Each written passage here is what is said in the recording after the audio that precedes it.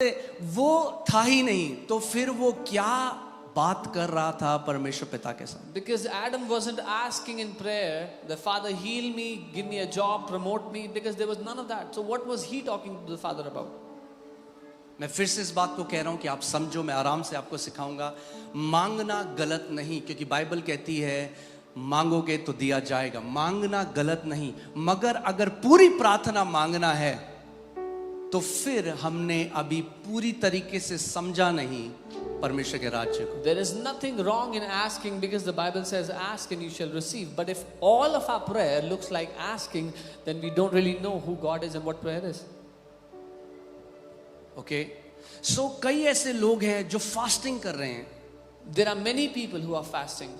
Just because someone fasts for long number of days does not mean that they are mature in the spirit. सिर्फ इसलिए कि किसी ने दिनों में ज्यादा दिनों तक उपवास किया है, तो इसका ये अर्थ नहीं कि वो आत्मिक रूप से परिपक्व या सयाने हैं। हम लोग कैसे देखते हैं, ओह ये 40 दिन का उपवास करता है बंदा। How we see is, oh, this man fasted for 40 But that's days. not how God sees it. लेकिन परमेश्वर ऐसे देखता ही नहीं है। Pharisees used to fast at least 3 times in a week. फरीसी हफ्ते में कम से कम 3 दिन उपवास करते ही करते थे। Can you imagine? And they could recite the entire Torah. That means the first 5 books of Moses. और आप कल्पना करें कि उनको मुंह जुबानी रटी हुई थी पहली 5 किताबें जो मूसा ने लिखी थी। So पूरी बाइबल मुंह में है, They had the entire और Bible हफ्ते in में their 3 mouth, बारी उपवास करते हैं। and they were fasting 3 times a day. और जब यीशु ने उनको देखा तो बोला शैतान के बच्चों। And when Jesus sees them, he calls them children of the devil.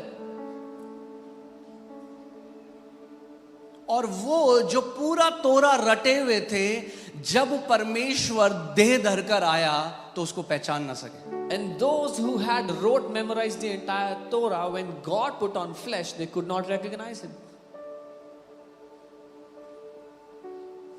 Bible बताती है कि जो इजरायली थे, the Israelites knew the acts of God. Moses knew the ways of God. The Bible tells us Israeli परमेश्वर के कामों को जानते थे, मूसा परमेश्वर के तरीकों को जानता था। हम केवल यीशु के पीछे इसलिए नहीं कि वो कैंसर चंगा करता है, वो एड्स चंगा करता है, उसने प्रमोशन दे दिया, उसने वीजा लगा दिया। that are the acts of God. How many know the heart of God? We are not following Jesus because he can get someone's cancer healed, get a visa for someone. वो परमेश्वर के काम है, पर कितने लोग उसके दिल को जानते हैं? Amen.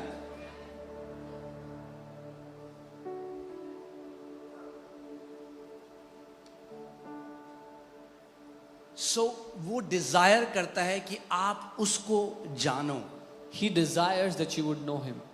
John 17:3 में जीसस ने कहा, to know the Father is eternal life and to him who has sent. यूहन्ना 17:3 में यीशु मसीह ने कहा, पिता को जानना अनंत जीवन है और उसके भेजे हुए को जानना। अगर किसी को आप पूछोगे अनंत जीवन क्या है, वो पता क्या बोलेगा? मरने के बाद हमेशा जीना, स्वर्ग जाना। ये अलग अलग परिभाषा है, मगर यीशु ने क्या कहा? अनंत जीवन क्या है? What is eternal life? To know the Father is eternal life. If you ask someone what is eternal life, they will say it's going to heaven. After you die, you go to heaven. That's eternal life. लेकिन यीशु ने कहा पिता को जानना अनंत जीवन है। And this word know comes from the word ginosko. और ये जो जानना शब्द है, गिनोस्को शब्द से आता है। ये पढ़ के जानना नहीं। This is not knowing by reading. This is not a theoretical knowledge. This is not a Bible college knowledge. ये ज्ञान के रूप में पाया हुआ या बाइबल कॉलेज से सीखा हुआ ज्ञान नहीं है। ओके, आज मैं कई बंदों को देखता हूँ बाइबल कॉलेज जाते हैं तो भ्रष्ट हो जाते हैं, उनके अंदर ऐसा घमंड आ जाता है। Today I see many people, they go to a Bible college and they get completely corrupted. They get such pride in their hearts. क्योंकि बाइबल क्या कहती है? Knowledge puffs up. बाइबल कहती है ज्ञान घमंडी बना देता है। God is not a philosophy that you can read about him and know him. परमेश्वर कोई ज्ञान की चीज नहीं है कि पढ़ के उसको जान सको। God is not a theory that you can research and know him. परमेश्वर कोई ज्ञान नहीं है कि आप उसको ढूंढ कर रिसर्च करके जान सको। You'll have to know him. आपको उसको जानना पड़ेगा।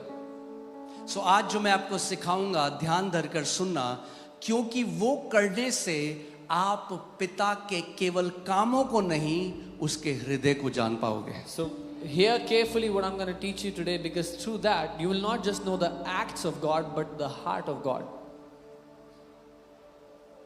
Amen. Amen.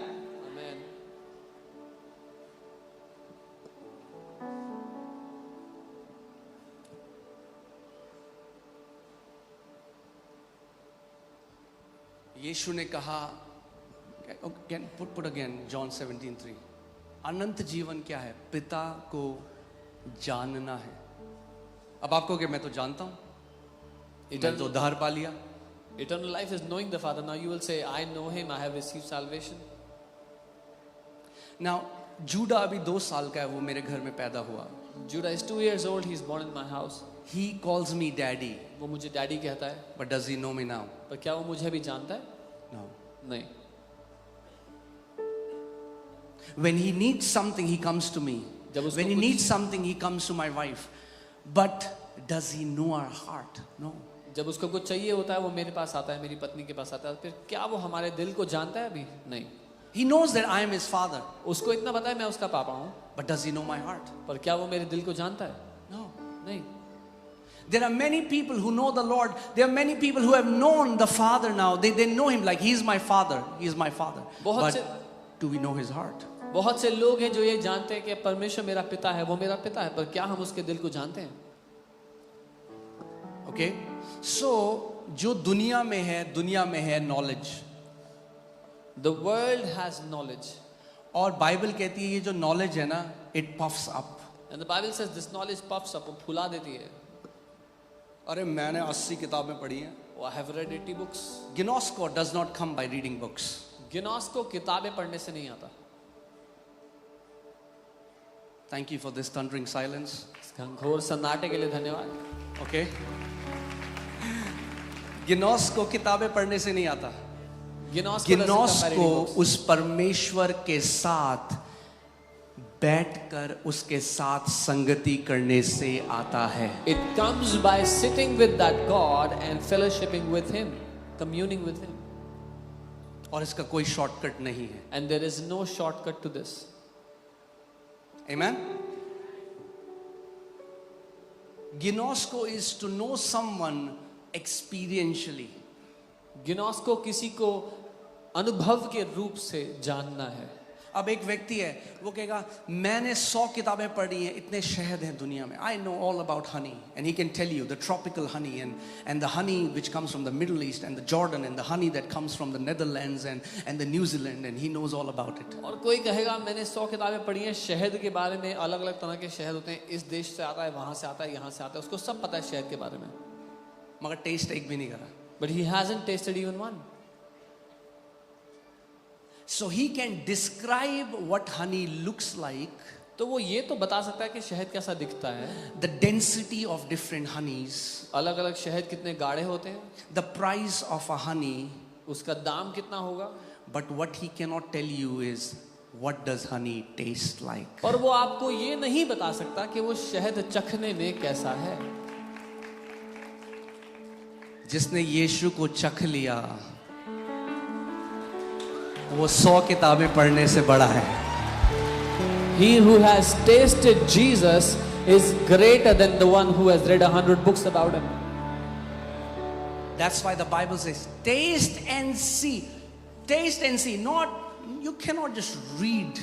You have to taste him and then you will see that God is good. इसीलिए बाइबल कहती है चखो और जान लो. आपको चख कर ही उसको जाना जा सकता है, उसको चख कर ही आप जान पाओगे, पढ़कर नहीं. Okay, so there are so many people who are praying, and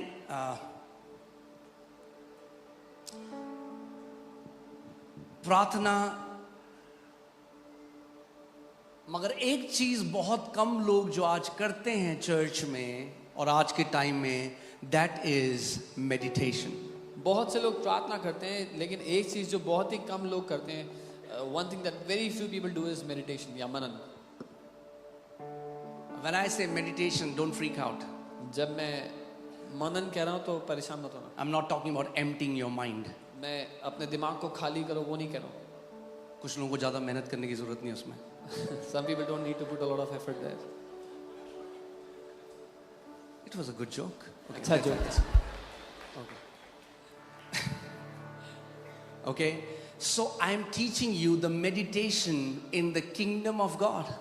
मैं आपको मनन सिखा रहा हूँ कि परमेश्वर के राज्य में मनन कैसे किया And जाता है. if you will learn to do it and you will make a lifestyle of meditating the word of God every day, you see what will happen with your life. और अगर आपने मनन करना सीख लिया, ऐसा जीवन शैली बना ली कि आप हर रोज उसके वचन पे मनन करते हो, तो देखो क्या होगा आपके life. Okay?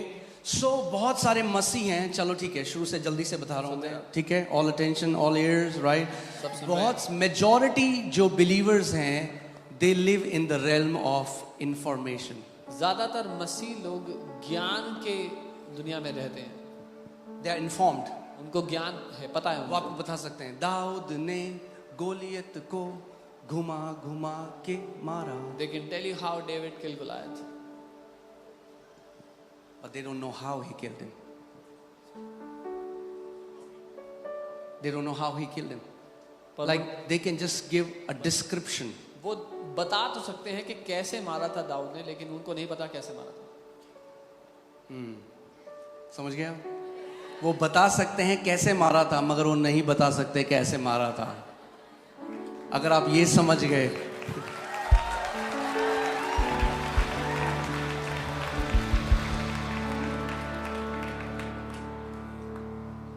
God reveals his secrets to his friends. परमेश्वर अपने रहस्य अपने दोस्तों को बताता है. Did you hear what I just said? आपने सुना जो मैंने कहा? He does not reveal his secret to kids. वो अपने रहस्य बच्चों को नहीं बताता.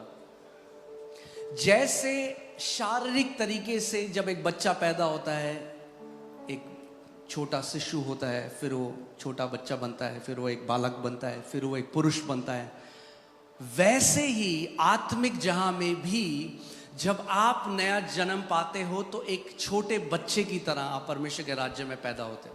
As a baby is born, then as an infant, a toddler grows up as a young boy, becomes a young man, a man. That's how you grow in the kingdom also. और शरीर में क्या है? It's automatic. आपको कुछ करने की जरूरत नहीं. आप दूध पी रहे हो तो बढ़ोगे, मगर आत्मा में ऐसा नहीं है. In the body it is automatic, but in the spirit it is not so. कितने ऐसे विश्वासी हैं जो डायपर पहन के ही स्वर्ग चले गए?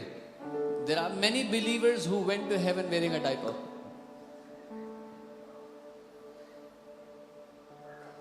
काफी सन्नाटा है आज. आप समझ रहे हैं मैं क्या कह रहा हूं? That means growth in the kingdom is intentional, not automatic.